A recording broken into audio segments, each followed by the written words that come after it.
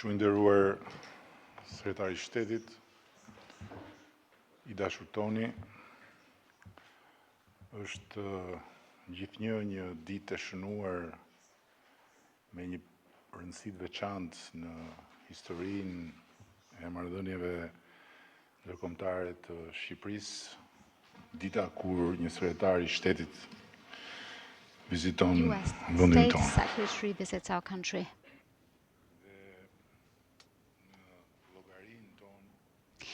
Well, in our books, you are the sixth State Secretary visiting, but this time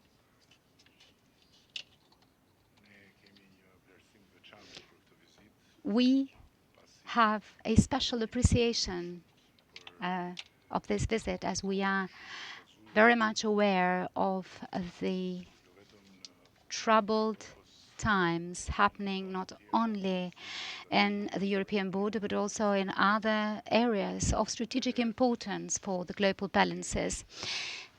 Consequently, actually, this is something that adds especially to the burden of your agenda. The very fact that you found time and saw it necessary to stop in Tirana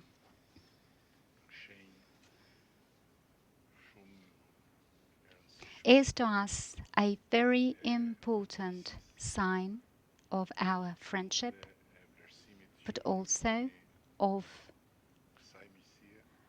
your appreciation of this friendship, of this partnership, and of course, the appreciation of this region. Well, I cannot help but share with the public the regret that between a dinner with us in Albania and a dinner in Munich, where you have to depart quite immediately, you chose the not so tasteful German food.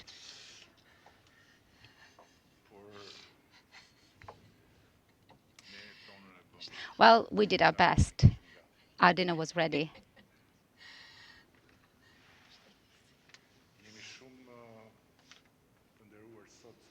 We are highly honored by the visit of the State Secretary today, and I could say, without any diplomatic or any protocol embellishment, that I am very pleased with our open, deep conversation and the level of interaction and understanding between us. I feel very pleased that your visit coincides with Albania's conclusion of its mission in the UN UN Security Council. And in addition to extending my thanks to the State Secretary, the gratitude for the invaluable support we had from the United States and its mission at the United Nations,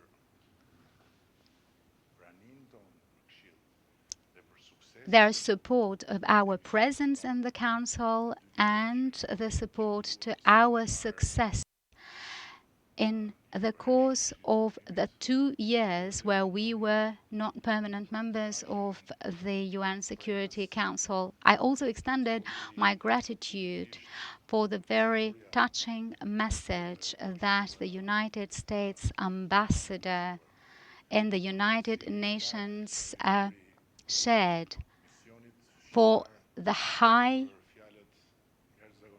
appraisal she actually made for the work of the Albanian team, for the very positive notes and words she shared with the public on the way in which Albania managed to represent itself, but even more than that, the way in which Albania managed to represent this community of countries and states that stand together for some values and principles that are non-negotiable to us.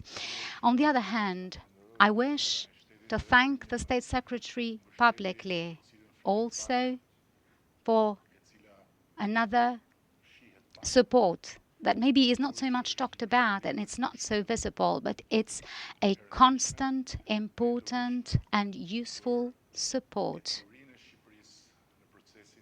for Albania to progress on its path towards EU accession.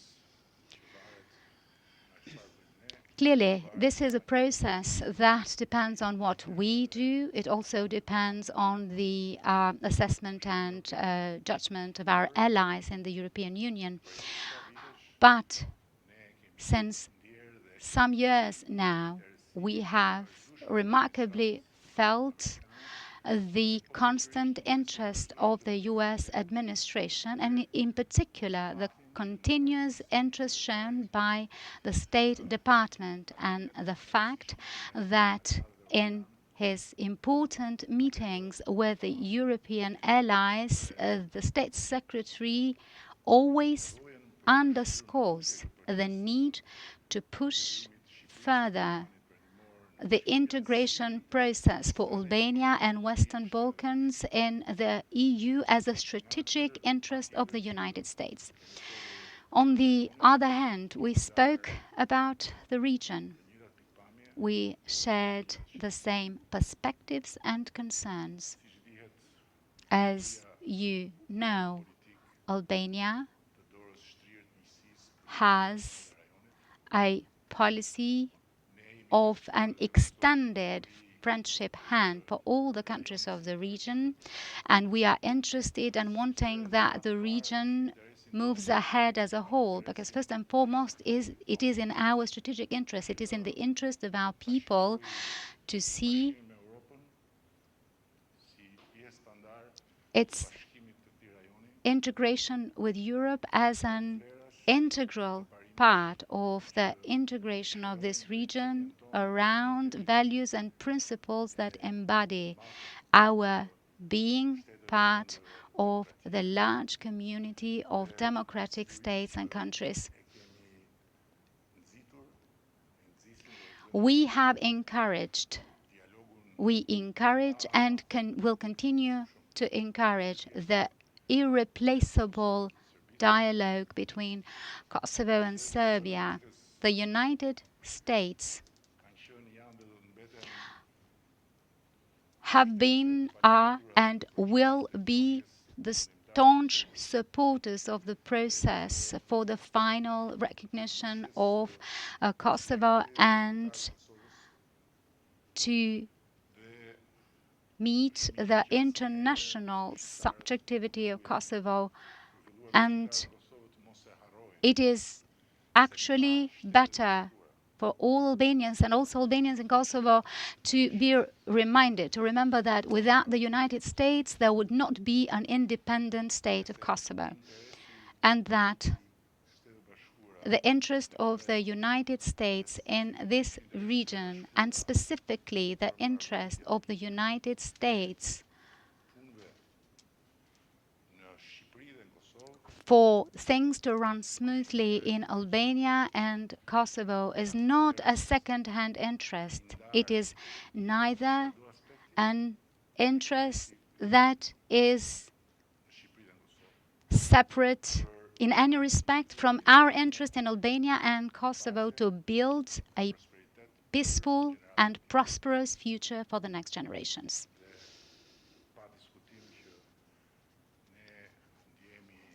It is unquestionable, so there is no doubt that we actually feel regret anytime we witness steps back.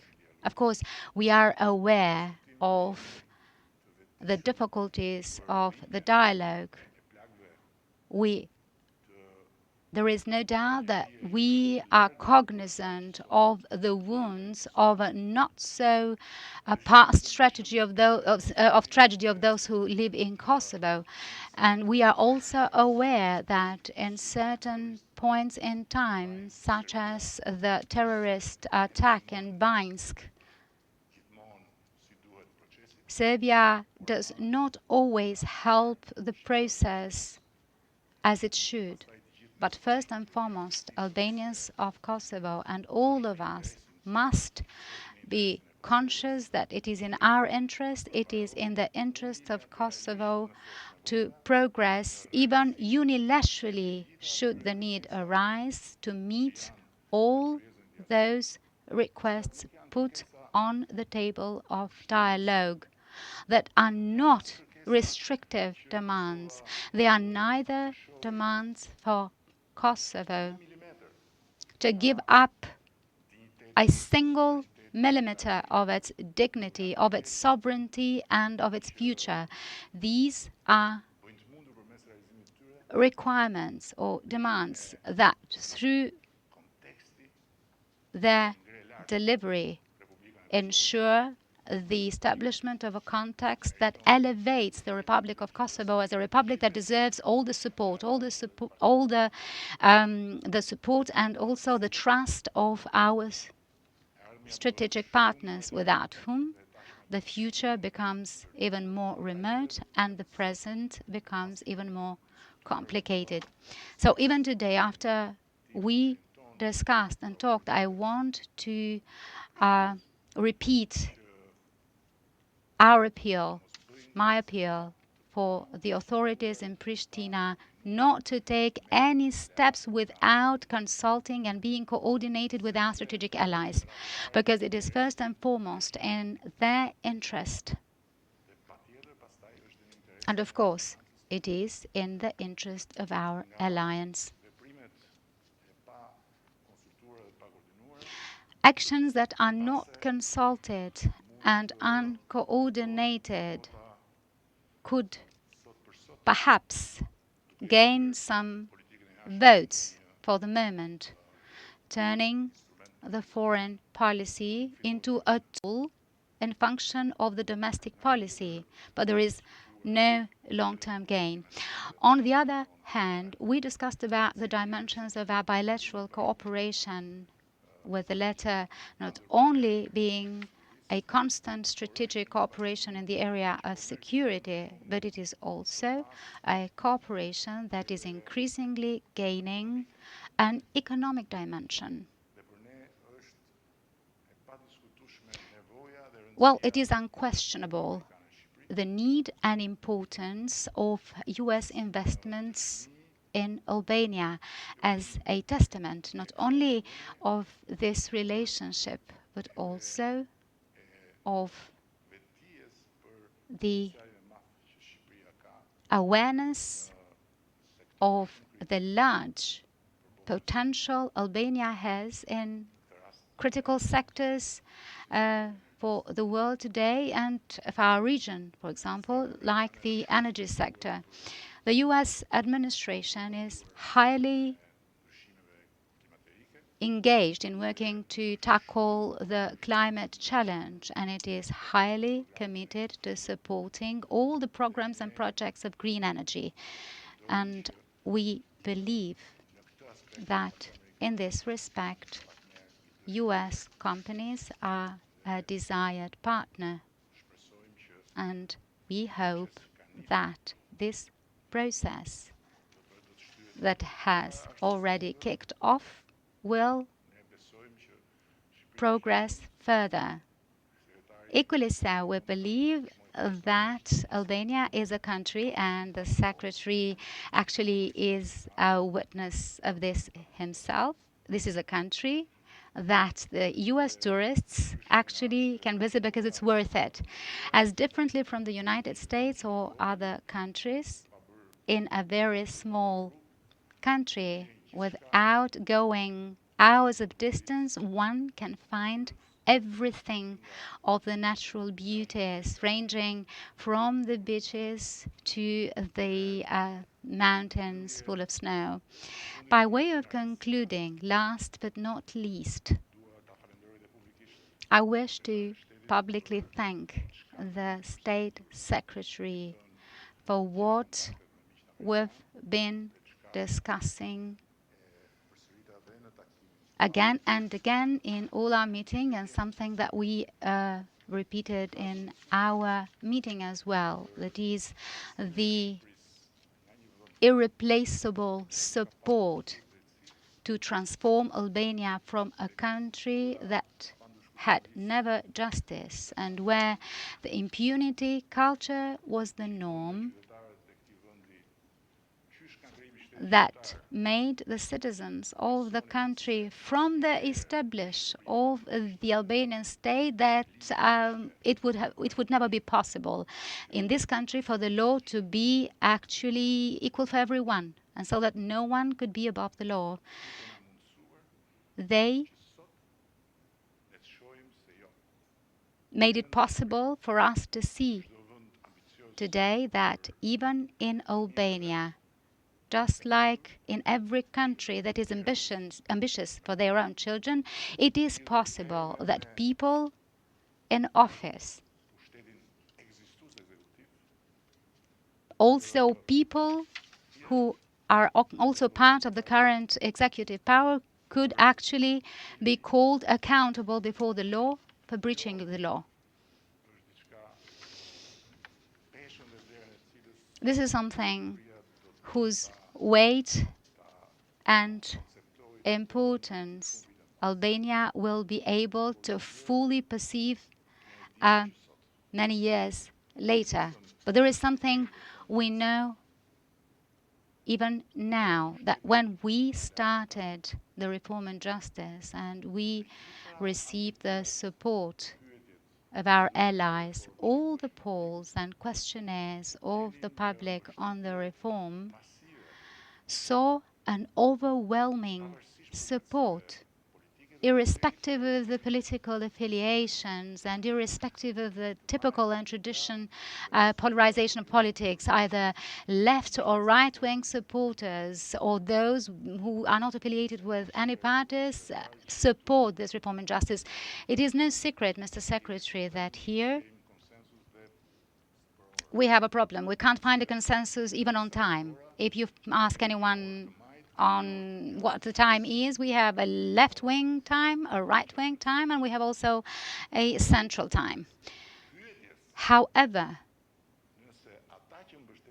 when it came to the question whether those who supported the reform and justice believed that they would be able to see in their lifetime important people going before the justice, the majority answered with a no. Well, here we are today. We are living in a time where the myth of impunity and the myth of the powerful above the law has been debunked. Of course, there is a lot of work that remains to be done. We talked about the challenges, we talked about the advancement of the reform, we talked about how imperative it is to counter the phenomenon of corruption as a phenomenon that must be looked at from the perspective of the integration process with all its aspects as well. But if there is a reason, an important reason today to be more convinced than ever of the value of this partnership, of the value of this friendship, this reason is the commitment of our strategic partners to offering support and assistance to change a chapter of the history of Albania that seemed to be unchangeable throughout a lifetime and for all the generations. Thank you very much, Mr. Secretary. Thank you very much, Tony. The floor is yours. Mr. Prime Minister, Eddie, thank you so much for welcoming us here today, and not just welcoming us, the warmth, the hospitality, the substance, directness, frankness of our conversations, something I always deeply appreciate. I'm going to start with two expressions that we have. One is the expression rain check. So if you miss out on someone's hospitality, if you miss out on a kind invitation to dinner, you ask for a rain check. So I'm asking for a rain check if you'll have me back. Second is another expression we have, and that is the notion of a fair weather friend. That's a friend who's with you when the sun is shining, but not when the rain is coming down. Albania is not only a fair weather friend, it's also a foul weather friend. Together, even when the going is tough, even when we're facing challenges. And that's something I can't begin to tell you how much we appreciate and value. And it's a tribute to this country and the friendship we have, and it's a tribute to the Prime Minister, who is an extraordinary partner for the United States. I'm here on my first visit as Secretary to Albania because this partnership between our two countries is stronger than it's ever been. And the relationship for us is vital to addressing so many issues that matter to our people. This is a two-way street, and we are doing things with each other and for each other that are to the benefit of people here in Albania and in the United States, and beyond, I would argue. As a key NATO ally, a powerful voice on the UN Security Council, and you heard the Prime Minister allude to this, we had a really extraordinary partnership during the 2 years that Albania was a non-permanent member of the Council, and that was reflected in the message the Prime Minister referenced from our ambassador, Linda Thomas-Greenfield. We did, I think, very, very important and strong work together, particularly holding the pen together on the question of Ukraine and the Russian aggression, something we deeply value. Now, a new member of the Human Rights Council, and also playing a growing role in other critical international institutions, including UNESCO. This is consequential not just for Albania, not just for the region, not just for Europe, it's actually consequential for the world, and we deeply, deeply appreciate it. We had the opportunity today to discuss a lot of issues and challenges that we're facing together. And we focused first on what we're doing to promote our shared security. As you know, Albania has been from day one a staunch supporter of Ukraine, really the first to step up, to raise its hand. It was one of the first countries to send military aid to Ukraine in the wake of the Russian aggression. Guns, ammunition, mine-resistant vehicles, and is currently one of the top 10 per capita in terms of its support for Ukraine and security assistance. The Prime Minister said this at the Security Council last September, and I'm going to, Eddie, if I can, I'm going to quote you. The struggle of Ukraine is also the struggle of everyone who aspires to live in a world where nations are free and equal, where territorial integrity is indisputable, and where the right to live in peace is unquestionable. It's hard to think of a more eloquent way to put what's at stake in Ukraine. Over its 15 years now in NATO, Albania has made significant contributions to our alliance. Albanian troops are helping to keep the peace in Kosovo, to deter Russian aggression on NATO's eastern flank. Next month, Albania will inaugurate a NATO airbase in Kucheva. Our 31 allies, soon to be 32 allies, bring different histories, different experiences, different geographies, different capabilities. But each of us has the same ironclad commitment to our mutual defense. And each of us makes important contributions and sacrifices. In the last 3 years alone, virtually every ally has increased defense spending as a percentage of its GDP. Together, our collective strength is much more than the sum of our parts. It's an enduring investment in shared security, shared prosperity, and in the principles that join us together. We're grateful that Albania is doing its part, prepared to continue to do its part. We're fully committed to upholding our obligations as well. Our countries are also growing our bilateral security partnership. Albanians and Americans have fought side by side from Afghanistan to Iraq. Albanian pilots fly American-made Blackhawks. U.S. Special Forces are training their Albanian counterparts and helping to keep watch in the Balkans. In the wake of the recent Iranian cyber attacks targeting Albanian critical infrastructure, the United States has supported Albania's cyber defenses, helping to train experts, to upgrade equipment, to improve technology, so that they're more resilient to future attacks. I thank the Prime Minister as well for something that is near and dear to my heart and near and dear to the hearts of so many Americans, and that is the extraordinary generosity that the Albanian people have shown in welcoming thousands of Afghan evacuees. Albania was the very first country to do so. I had a chance a little bit earlier today to meet with some of the most recent evacuees from Afghanistan who will be going on to the United States. They're getting their special immigrant visas, and then they'll come to be part of the next chapter in the story of the United States. These are people who've endured incredible hardship, who've shown remarkable courage. And what I heard from them today was not just gratitude for being welcomed here, Mr. Prime Minister, in Albania, but the way they were welcomed by the Albanian people with extraordinary warmth and support. And it's hard to describe how much that means to people like our Afghan colleagues and friends who are in the midst of the most uprooting experience possible. We're committed to resettling them in America, offering them a similarly warm welcome. But I have to say we're really inspired by the way that you've done it. Prime Minister and I also discussed how to keep making Albania's democratic institutions more accountable to Albania's citizens. Justice reform has not been easy, perfect, or quick, but it is showing real results, and you heard the Prime Minister describe them. Today, I met with key judges and prosecutors who are helping to lead the reform effort. Corrupt officials are being held accountable. Members of organized crime are going to prison and losing their assets. So this is a very powerful process, but it's a process, and it continues to move forward. We'll continue to strongly support Albania in these efforts, which are critical steps toward Albania joining the European Union and what the people in Albania deserve. Our democracies are also threatened, both of us, by disinformation, and that fuels division and it erodes trust.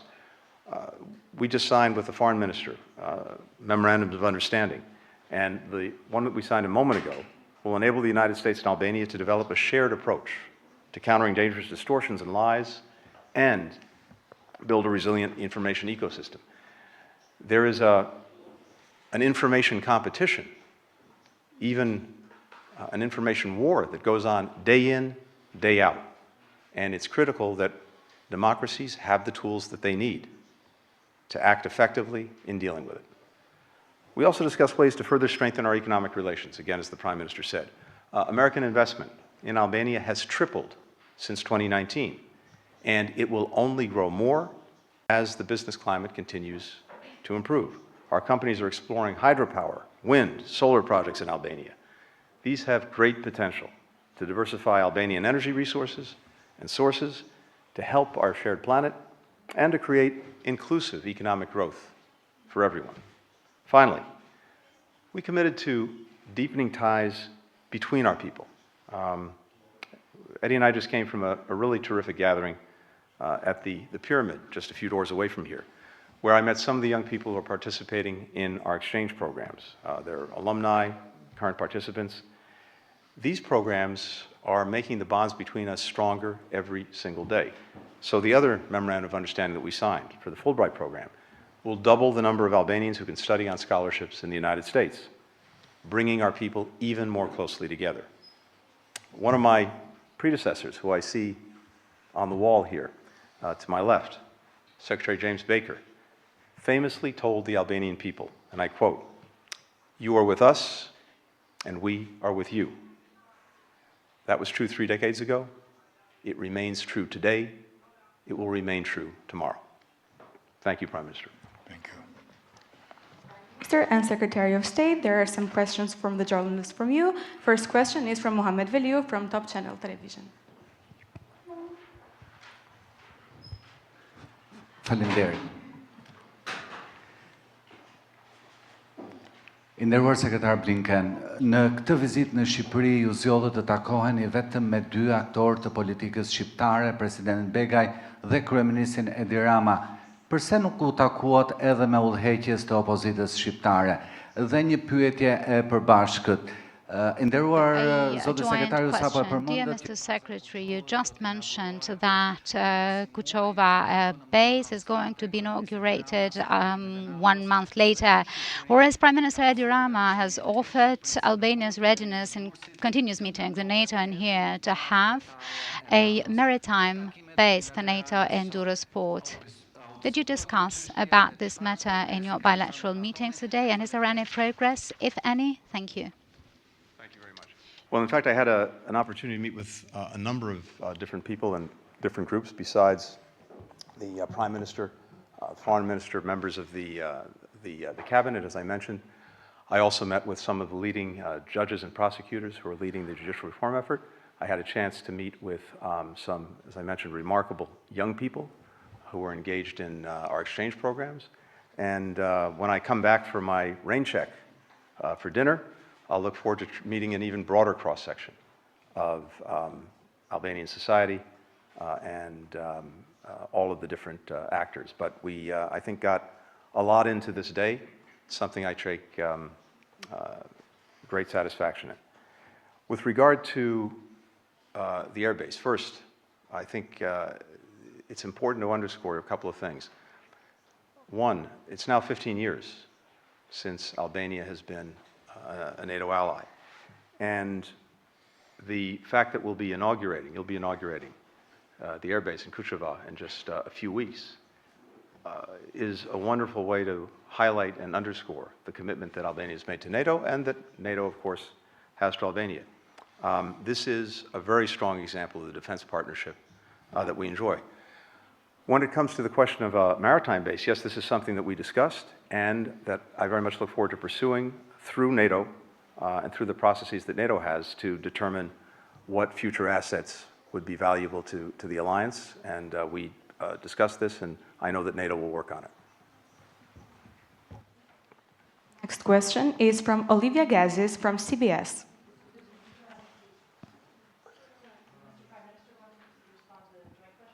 Eddie, was there anything you wanted to add? I didn't think that I was also involved, but as you know, when he's not here, what I say is like he's saying it, and now that he said it, what can I say more? Okay, thank you very much. Mr. Secretary, information has emerged about a serious national security threat from Russia, with lawmakers of both parties in the United States pressing for a response from the administration. How would you characterize, first, the urgency of the threat in question, and secondly, the United States' current preparedness to confront it? And secondly, on Gaza, what is the United States' level of confidence right now that negotiating parties can achieve an agreement that pauses hostilities before the beginning of Ramadan on March 10th?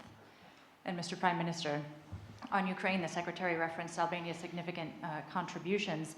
The US Congress has struggled for months now to pass a significant aid package for the Ukrainians, even as Kyiv is entering its third year of war with Russia. Do you believe that this indicates American support for Ukraine is waning? And do you see it undermining broader Western efforts to push back against Moscow? And secondly, if I may, Mr. Prime Minister, on NATO, given recent statements by the Republican presidential frontrunner in the United States, do you have confidence that America will uphold its commitments to NATO's collective defense pact, no matter what members' defense spending levels are, and no matter what the outcome is in November? Thank you. Thank you, Olivia. So on the first question, there's not much that I can say right now on the underlying issue. What I can say is this. This is not an active capability, but it is a potential one that we're taking very, very seriously. And I would expect that we'll have more to say soon, in fact, very soon. So stay tuned for that. And of course, we're also conferring with allies and partners on this issue. But here's the most important thing of all. The President's focus, President Biden's focus, is on the security of the United States and its people. And as we approach this and every other issue, that is first and foremost what's on his mind. That's where his focus is. On the question of hostages.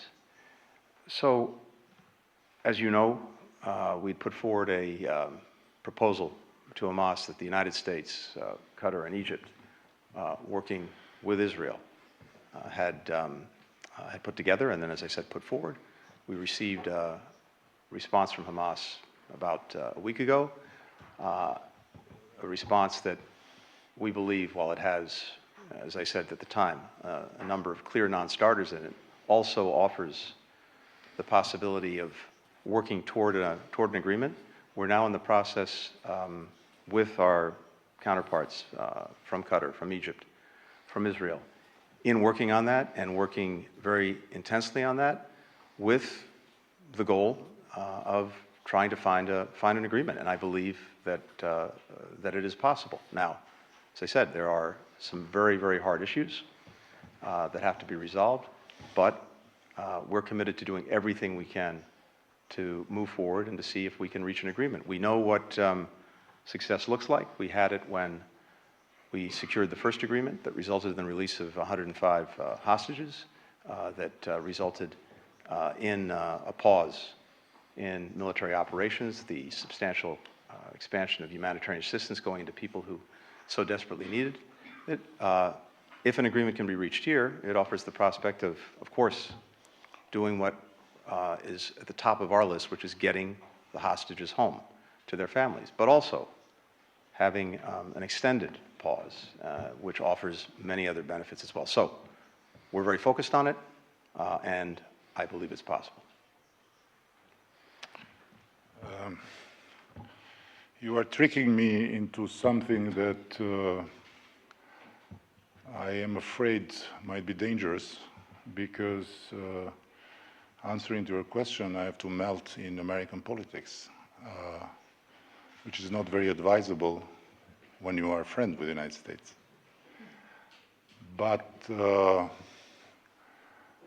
I want to take advantage from your presence to invite you, maybe through your TV, to share with the American public a map of Mongolia. Following Mr. Putin's interview and his reasoning on the legitimacy of attacking Ukraine, that went back to 9th century. But if you dig a bit more, you will discover that Russia, once upon a time, was within the borders of Mongolia. So I know that Mongolians are peaceful people, but I don't think that looking back to the maps and using history like a reason to attack other people, to take others' lives, to destroy others' houses, to break others' future, is quite insane exercise. And being in that situation, Ukraine couldn't survive so far without the United States, first and foremost, and all the other allies and friends, who, by the way, are not eager to enter in war with Russia or with whomever, but have to protect Ukraine for protecting the world they believe in. Now, if you want me to have a take on the American Congress and Senate, I think I should not go there, because let's say that the American politics nowadays is not at its best. But one thing I can say, I had the privilege to be Prime Minister of Albania in NATO when the former president was there. And despite the rhetoric, despite the colorful way to confront adversaries, I don't see that NATO was weakened. On the contrary, what was decided before continued to be the case. Every country continued to put more money and to put more effort in increasing the NATO budget. So now, elections are elections. Trump is Trump. American politics is American politics. But I think the United States is something more than that. And what makes the United States one of a kind in our community of countries and of people all around the world is that the United States cannot and will never, in my view, shy away from what are the principles and the values to be protected, whatever it takes. And so I'm not afraid of anything but of stopping or wavering to continue and protect ourselves through protecting the right of Ukrainians to live in their country, to have their own house intact, to have their children grow there, and to have a common future with everyone else without being threatened to be wiped out from maps based on 9th, 13th, 15th, whatever century. Because if this Pandora box opens, then I can tell you we have a lot of maps in this region. But we have to see the future, and it's only the future that will unite us. So, no, I don't think that NATO will be weakened. I don't think the United States will shy away from their role and from their leadership. I think that when elections will be over, American business is American business. Next question is from Elia Zotka, journalist of Clan Television.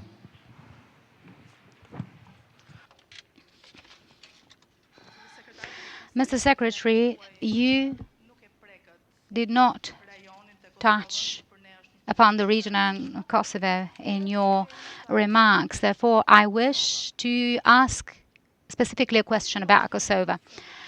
What is your view of the latest developments in Kosovo?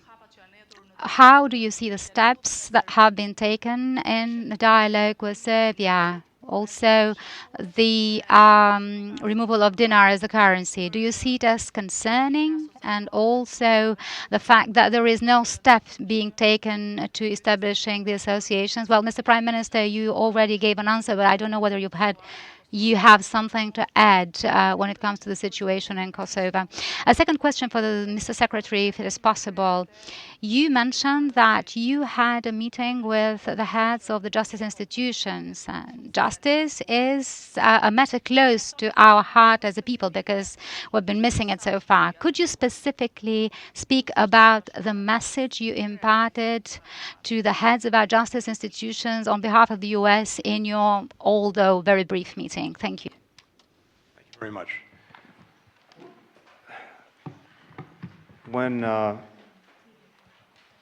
I started out working at the State Department and at the White House, now I'm afraid to say more than 30 years ago, the issue, the question, the challenge that was front and center, this is during President Clinton's administration, was the Balkans. First Bosnia and Herzegovina, then Kosovo. And so many of us have a long and deep history. No one more so than the President of the United States, President Biden. And I think you know that history well. And so we're strongly animated by the notion that we can't go back to the future. We can't have a repeat of what we saw and what too many people experienced in the 1990s, which is why we're committed to supporting all of the efforts to advance the integration of countries in the Western Balkans with each other and with Europe. With regard to Kosovo and Serbia more specifically, the EU-facilitated dialogue is the right, in fact, I think the only path forward. And we're committed to doing what we can to support both countries as they travel that path. But I also have to applaud Albania's role in being a force for regional stability, for regional integration, for regional progress. That is the path that so clearly brings everyone to a better future. And we know what the alternative is because we've experienced it, we've seen it. So we're resolute in doing everything we can in support of all the countries in the region taking that path. We very much support, as I said, the EU-facilitated dialogue, and we'll work with Albania and others to try to help countries advance along that path. Ditto.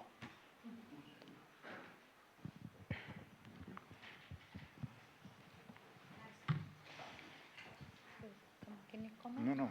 Next question is from Alexander Marquardt, CNN. Thank you very much. Mr. Secretary, you just said a moment ago that you think that a deal is possible, a humanitarian pause and a hostage deal.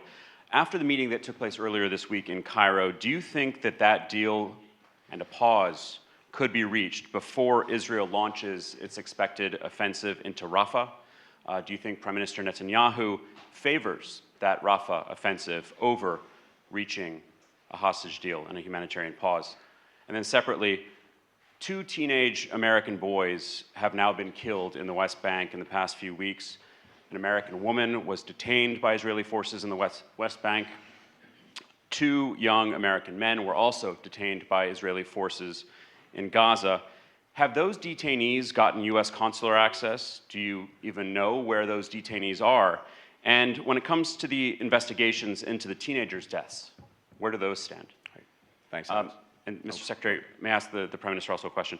Albania recognized Palestine in 1988.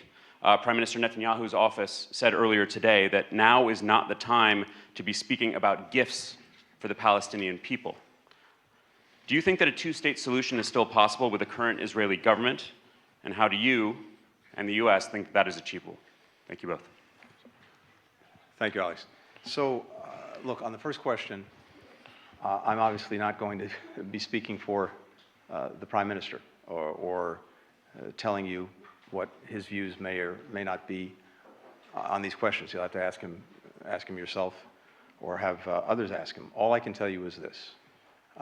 As I said to Olivia's question, we believe it must be and must remain a priority to do everything we can to bring the hostages home, to get them back with their loved ones. And that's where our focus is. We've done a lot of work to try to get back to this point. That is where we think an agreement is possible, even if difficult. And at least from the perspective of the United States, we think it's imperative that we continue to pursue that urgently. And as I said, that would bring many other benefits with it, and notably an extended pause to the conflict, an extended expansion of humanitarian assistance, all things that would be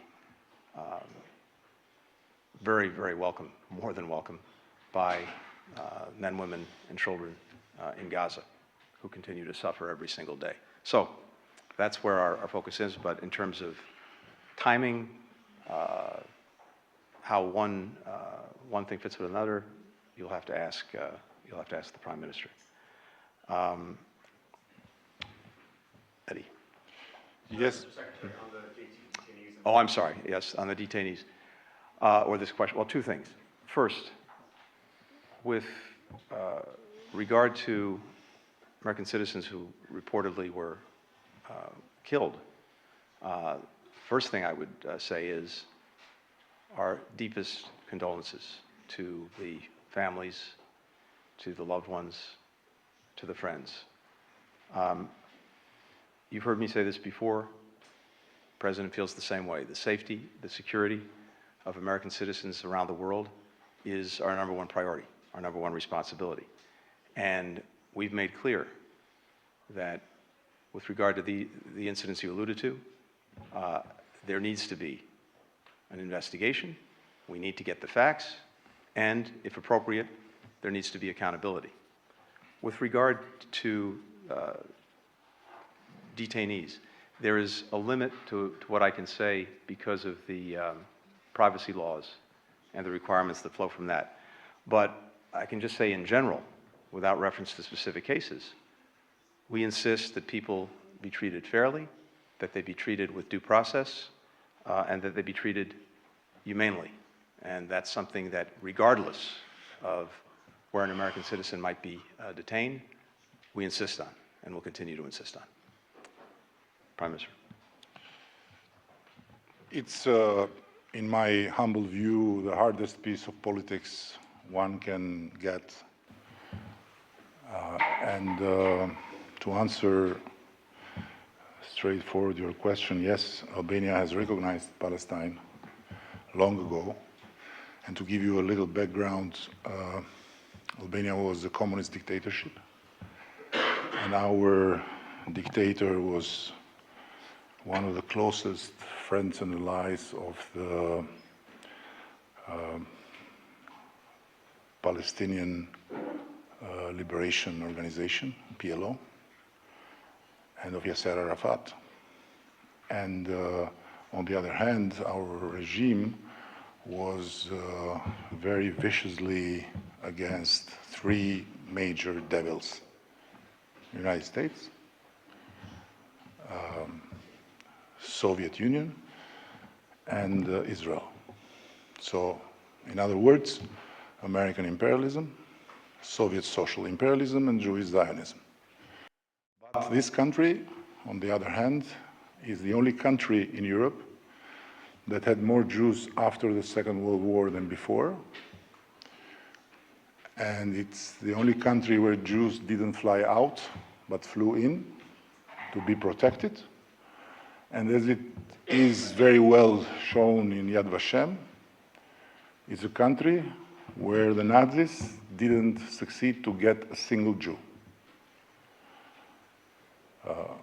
This is the background. Now, of course, the situation is tragic because, on one hand, Israel has its legitimate right to defend itself, but on the other hand, the destroyal and the loss of life on the Palestinian side are far too much to accept the escalation, the further escalation. And the trouble is that this further escalation is not an action that at the end by itself will wipe out Hamas or whatever form of Hamas may grow from the bottom of the rubbles. So for sure the two-state solution is the only way, but my humble opinion is that in this situation there are many things that have to happen at the same time. It's not one thing, because if one envisage a two-state solution now, just like one piece, then who will be on the Palestinian side? So the reform of Palestinian politics, the need for a body that would somehow represent all the Palestinian society and would be a credible interlocutor to all the parties involved on one hand. On the other hand, a direct involvement of the Arab countries that are the most interested and also at the same time the most vulnerable potentially from the escalation of this conflict, to create an interforce that, together with Turkey and under some guarantees of the United States, would somehow make sure that what may be a Palestinian state will not be seen like a threat again for Israel. And of course, all this without the liberation of hostages sounds very improbable, and at the end, last but not least, for sure I don't envy the Secretary of State.